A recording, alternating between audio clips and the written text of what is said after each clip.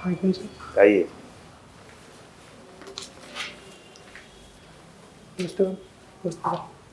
बैठिए।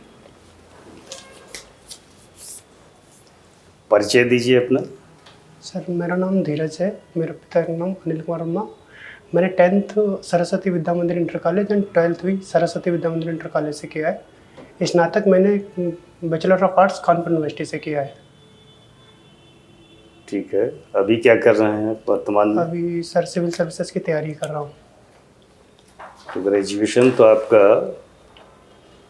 हो गया 2019 में? जी सर। तो तब से अभी तक तैयारी कर रहे हैं? जी सर। नहीं लगा थोड़ा ज़्यादा समय लगा, 7 साल हो गए? सर शुरुआत में तैयारी जब कर रहा था उसके बाद कोरोना आ गया। कोविड काल में मैंने तैयारी तो अपनी जारी रखी, लेकिन कुछ 2 साल में प्रीलिम्स नहीं क्लियर हुआ। फिर उसके बाद प्रीलिम्स क्लियर हुआ तो लास्ट टाइम पर मेंस क्लियर नहीं हुआ। इस बारी मेंस क्लियर हुआ तो यहाँ तक पहुँचा सर। चलिए ठीक है, क्या बनना चाहते हैं? सर सिविल सर्विसेज, सिविल सेवक। सिविल सेवा का कोई पद तो है नहीं? सर उसके हिसाब से तो सर मोस्ट प्रेफरेंस SDM ही है।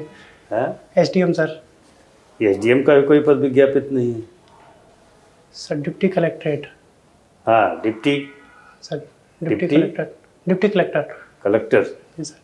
ठीक है, तो क्यों बना दिया जाना चाहिए आपको डिप्टी कलेक्टर? सर मेरे हिसाब से मेरे अंदर जो इंटीग्रिटी है या ऑनेस्टी है कि लोगों के देखकर उनकी ये सिंपैथी है कि लोगों की करुणाएं देखकर मैं खुद सेवा करने के लिए उत्सुक रहता हूँ। और दूसरी चीज़ मेरा बचपन का सपना, मतलब 12 से ही सपना रहा है कि मैं सिविल सेवक बनूँ। तो इसीलिए सर इतना टाइम लग गया, पर गिव अप नहीं किया है। टाइम लग गया? मतलब तैयारी करते करते सर। तो ये तो आप अपनी कमजोरी बता रहे हैं। सर इसकी वजह से डिप्टी कलेक्टर बना दिया जाना चाहिए? नहीं सर, सॉरी सर। चलिए ठीक है, अपनी वीकनेसेस बताइए कुछ एक। सर इमोशनल थोड़ा जल्दी हो जाता हूँ। इमोशनल थोड़ा जल्दी हो जाता हूँ। अच्छा, तो फिर स्ट्रेंथ क्या है आपकी? स्ट्रेंथ सर जैसे ऑनेस्टी है, इंटेग्रिटी है। ठीक है सर। ग्रेजुएशन में क्या क्या पढ़ा आपने? Sir Hindi literature and geography. Hindi literature में किस लेखक या कवि को आप सबसे अच्छा मानते हैं? सर सॉरी सर, पर हिंदी लिटरेचर मैंने ग्रेजुएशन किया था, उसके बाद फिर मैंने हिंदी लिटरेचर के साथ हटा के ज्योग्राफी मेरा ऑप्शनल रहा है। तो सर अगर नहीं तो सब भूल गए हिंदी लिटरेचर का? सर थोड़ा अंतराल ज़्यादा हो गया तो ज्योग्राफी। दिनकर का नाम सुना है कि नहीं सुना जी है? सर। उनकी कौन सी रचना है? सर रश्मि रथी। रश्मि रथी। उसका मुख्य पात्र कौन है रश्मि रथी का? सर कर्ण। कर्ण। कर्ण को सेंटर बनाकर सर रचना रची गई। उन्होंने भारतीय संस्कृति पर भी एक किताब लिखा है। Sorry sir. उसका नाम नहीं सुना है? नहीं सर। कबीर के बारे में कुछ याद है, कुछ बताएंगे? सॉरी सर, उनके दो याद नहीं है।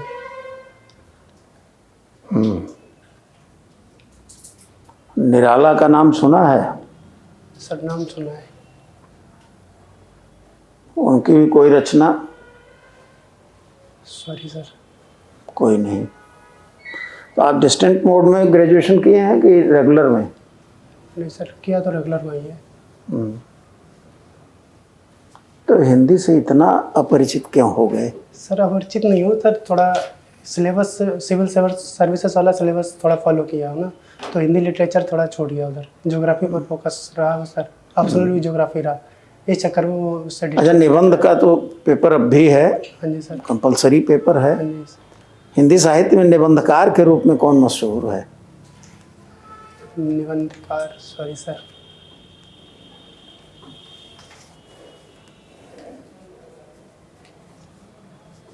ज्योग्राफी इस समय जो बारिश का लक्षण दिख रहा है, ये कौन से इफेक्ट से हुआ होगा? सर इस या कल सुना है दिल्ली में कल पानी बरसा है, तो ये रेनी सीजन तो नहीं है? सर पश्चिमी विक्षोभ का प्रभाव। क्या होता है पश्चिमी विक्षोभ? पश्चिमी विक्षोभ सर भूमध्य सागर से उठी हुई हवाएं होती हैं जो अपने साथ आर्द्रता लाती हैं। उसके कारण जो शीत ऋतु में जो भारत में वर्षा होती है वो पश्चिमी विक्षोभ के कारण यहाँ शीत ऋतु के में वर्षा होती है। और जो दक्षिण भारत में जो तमिलनाडु के तटों पर वर्षा होती है वो सर शीत ऋतु में लौटते हुए मानसून के कारण वर्षा होती है। मैडम, लू जान रहे होंगे। लू। लू जी मैम। क्या है लू भारत में मौसम के संदर्भ में? लू में उष्णकटिबंधीय मौसम के समय गर्म हवाएं जो चलती हैं वो राजस्थान, उत्तर प्रदेश, बिहार के इसे और किन नामों से जाना जाता है? लू को अगर मैम देखा जाए तो पश्चिम बंगाल में काल वैसाखी के नाम से जानते हैं, उड़ीसा में नॉर्वेस्टर के नाम से, और कर्नाटक में चेरी ब्लॉसम के नाम से। मैंगो शॉवर के नाम से किसे जान रहे हैं? मैंगो सावर के नाम से भी कर्नाटक में जानते हैं मैम। ठीक है, ये बताइए वेस्टर्न घाट और ईस्टर्न घाट में जी मैम। कौन अभी ज़्यादा हरियाली से भरा हुआ है और जिसकी पश्चिम चौड़ाई घाट में। ज़्यादा है? वेस्टर्न घाट में। क्यों? वेस्टर्न घाट में हम ये गुजरात से लेकर केरल तक सतत बना हुआ है। और दूसरी चीज़ पूर्वी घाट खंडित है। और दूसरी चीज़ सॉरी। ठीक है, वेस्टर्न घाट को अलग अलग नामों से जाना जाता है, हाँ जी। अलग अलग स्टेट्स में। नाम बताइए। महाराष्ट्र में आई थिंक मैं आई गेस कर सकता हूँ सह्याद्री के नाम से। ठीक है। और मालव कर्नाटक के क्षेत्र में कोंकण शायद मैम, सॉरी रिकॉल नहीं कर पा रहा हूँ। तमिलनाडु और केरला में? तमिलनाडु में नहीं मैम। ठीक है, वेस्टर्न घाट और ईस्टर्न घाट मिलते किस पॉइंट पे हैं? नीलगिरी पहाड़ी पर मैम। नीलगिरी। जी मैम। ठीक है। पल्क स्ट्रेट जान रहे होंगे। जी ma'am. Palk strait, sorry ma'am. Palk strait भी जो बोलते हैं, सॉरी मैम। हॉर्मुज स्ट्रेट, नहीं मैम। Mediterranean ocean. जी मैम। मेडिटेरियन ओशन कौन कौन सी कंट्रीज को टच करता है? Land boundary.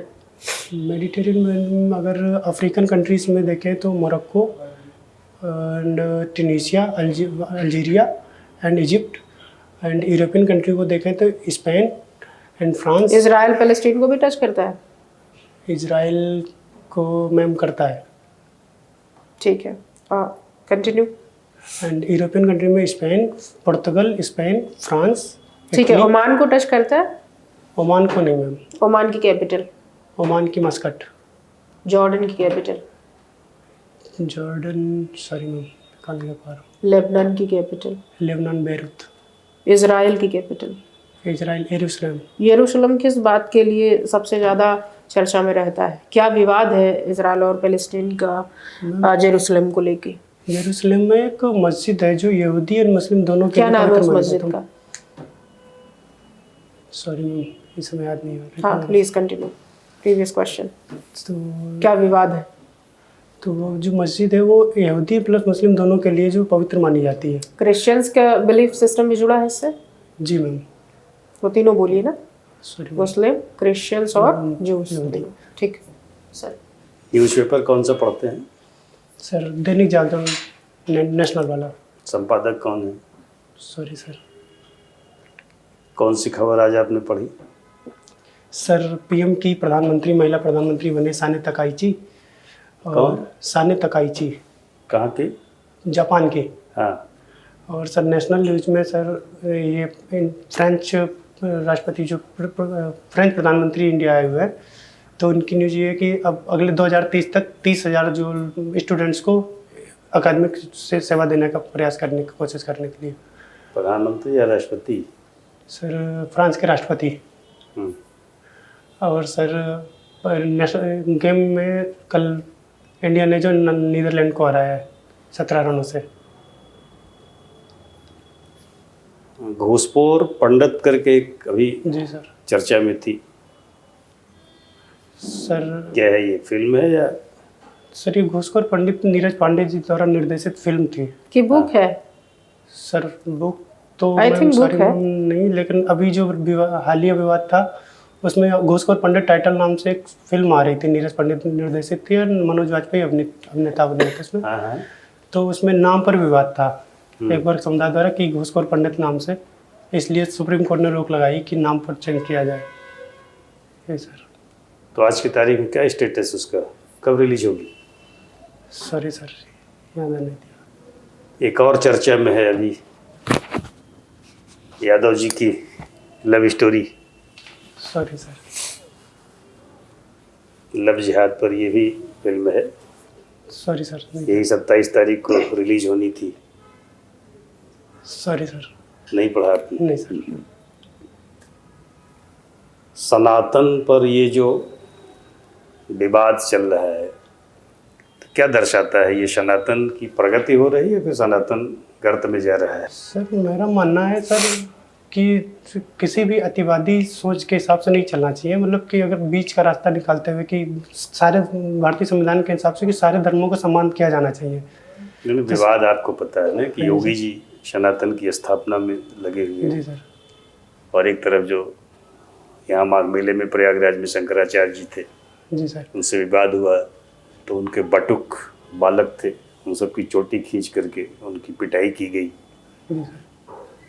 दोनों deputy CM sorry sir. Shankaracharya और बटुक जी के साथ हैं, लेकिन योगी जी सॉरी सर। कौन सही इसमें, योगी जी सही या फिर शंकराचार्य जी सही या फिर डिप्टी सीएम दोनों सही है? सॉरी सर, ये केस पूरा अच्छे से पढ़ा नहीं है मैंने।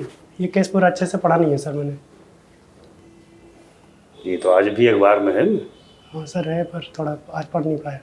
101 बटुकों को आज जो है डिप्टी सीएम ब्रजेश पाठक ने सुबह दही जलेबी खिलाई, सॉरी सर। उनका सम्मान किया आवास पर बुला करके। सॉरी सर, एक्चुअली मैं आज लखनऊ से आया तो ट्रेन में पढ़ा मोबाइल पर ही, तो चलिए, नेता प्रतिपक्ष को अर्बन नक्सल कहा है किसी नेता ने, राहुल गांधी। सर राहुल गांधी को I think sir Nishikant Dubey sir ने कहा है। नहीं, इन्होंने नहीं कहा है, चलिए छोड़ देते हैं। अर्बन नक्सल क्या होते हैं ये?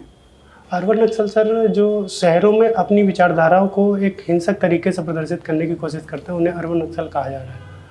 तो आपको लगता है कि टिप्पणी ठीक है नेता प्रतिपक्ष पर? जी नहीं सर, मेरे हिसाब से ये कहना गलत है कि अपनी विचारधारा या अपनी सोच को तो अपने हिसाब से रखा जाना चाहिए, क्योंकि वाक्य में व्यक्ति की स्वतंत्रता आर्टिकल 19A के तहत दी गई है। तो अगर बोलने की आज़ादी पर भी अगर अर्बन नक्सल कहा जा रहा है तो सर ये गलत होना चाहिए।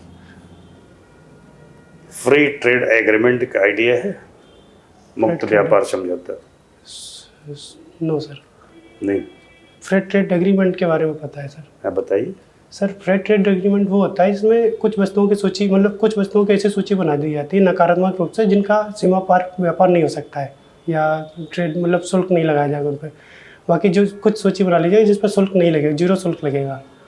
तो अभी 1-2 दिन से ये चर्चा में क्यों है? सर अभी यूरोपीय यूनियन के साथ FTA पर हस्ताक्षर हुआ है ना, इस पर है। ठीक है, चलिए, तो इसको तो स्वर्णिम युग कह रहे हैं प्रधानमंत्री जी, जी सर। भारत और यूरोप के संबंधों का। तो क्या एग्जैक्ट हुआ FTA में, नहीं आइडिया आपको? जी सॉरी सर। ठीक है, और ये भी है कि लग रहा है कि मिडिल ईस्ट में अब युद्ध होकर ही रहेगा। मिडिल ईस्ट से क्या तात्पर्य है? मिडिल ईस्ट से सर जैसे कि ये Kazakhstan, Kyrgyzstan, Uzbekistan, These are Turkmenistan. Middle East countries? Sorry, जहाँ तक मैं रिकॉल कर ठीक पा है, रहा हूँ। सेंट्रल एशियन कंट्रीज कौन कौन से हैं? सॉरी मैम, सॉरी ये सेंट्रल एशियन है। मिडिल ईस्ट का मतलब मैम इसराइल, फ़लस्तीन, सीरिया, जॉर्डन, ये मिडिल ईस्ट है मैम सर। अमेरिका ईरान से डरता है या फिर ईरान अमेरिका से डरता है? सर दोनों स्वायत्त देश हैं। मेरा मानना है कि ना तो अमेरिका ईरान से डरता है ना ईरान अमेरिका से डरता जैसा है दिख रहा है सर। हाँ, उसी परिप्रेक्ष्य में सर बोल रहा हूँ, क्योंकि अमेरिका बोल रहा है कि अगर आप परमाणु समर्थन करते रहेंगे तो हम आप पर सब प्रतिबंध लगा देंगे, पर ईरान फिर भी कर रहा है। प्रतिबंध का पूरी तैयारी में है। तो वही सर, तब कभी उसके भी बावजूद भी आक्रमण कर ईरान सकता है। यूरेनियम समर्थित कर रहा है। तो मेरा मानना है कि सर ना तो अमेरिका ईरान से डर रहा है ना ईरान अमेरिका से डर रहा है। ठीक है, wish you all the best. Thank you sir. नमस्ते सर।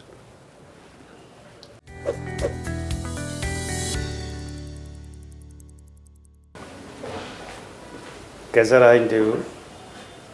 थोड़ा सा नर्वसनेस। एक्चुअली सर लाइफ का पहला इंटरव्यू वही है इंटरव्यू कब है आपका? सर। 25 है। टाइम है अभी?